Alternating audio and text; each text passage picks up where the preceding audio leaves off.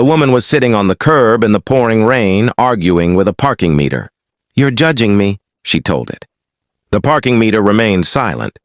"Exactly." Mark Reynolds slowed his truck. It was nearly midnight. He had just finished a double shift at a warehouse outside Denver and was eager to get home to his 7-year-old son, Noah, who was staying with a neighbor. But something about the scene made him stop. The woman was soaked, barefoot, and clearly drunk. "You okay?" he asked through the open window. She pointed accusingly at the parking meter. "No." "Fair enough." She squinted at him. "Are you a serial killer?" Mark blinked. "No." "That's exactly what a serial killer would say." "Then it's a good thing I'm not one." For some reason, that answer satisfied her. 10 minutes later, after learning she had lost her phone, couldn't remember her address, and was in no condition to be left alone, Mark drove her to his small house. Nothing strange happened. He gave her the couch, a blanket, a bottle of water, and a trash can nearby just in case. "Thank you, random truck man," she mumbled. "Mark." "Thank you, Mark." Within seconds, she was asleep.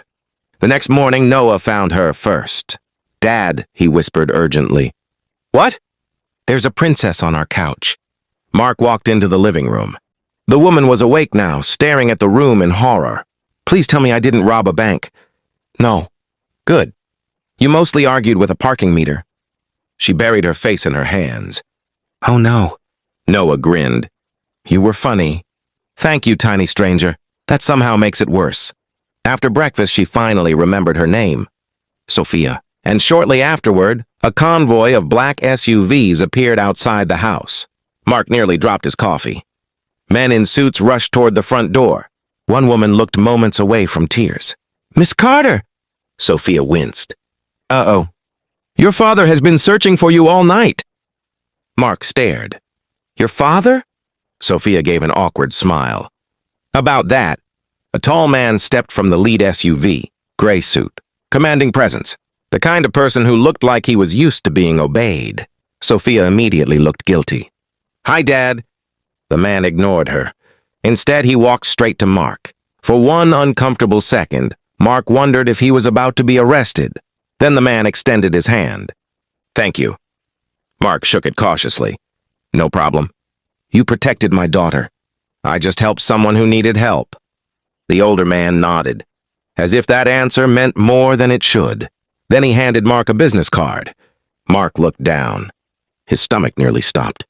Carter Industrial Group, the company that had just purchased the warehouse where he worked. The company whose new CEO was scheduled to meet employees on Monday.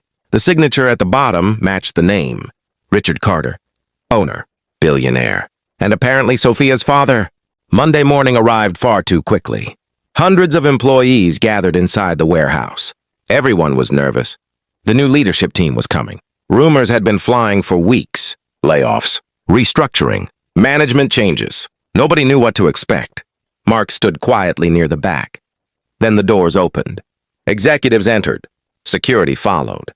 And right behind them walked Sophia, the same woman who had argued with a parking meter and stolen Noah's cereal. Mark closed his eyes briefly. "This can't be happening." Sophia spotted him immediately. A smile appeared. "Oh, this is going to be fun." Every executive turned toward him, which was somehow worse. Then Richard Carter stepped onto the stage. "Before we begin," he said, "I'd like to recognize someone." Mark immediately wished he could disappear. Richard pointed directly at him. "This man found my daughter alone, vulnerable, and unable to care for herself. He asked for nothing, expected nothing. He simply helped." The room became silent. Richard continued. "In business, skills matter, but character matters more." Then he smiled slightly. "Which is why the first promotion under our new leadership has already been approved." Mark's jaw dropped. Around him, employees erupted into applause. Sophia grinned from the front row. And at that moment, Mark realized that the drunk stranger he had taken home wasn't just anyone. She was his new boss's daughter, and the reason his life was about to change forever.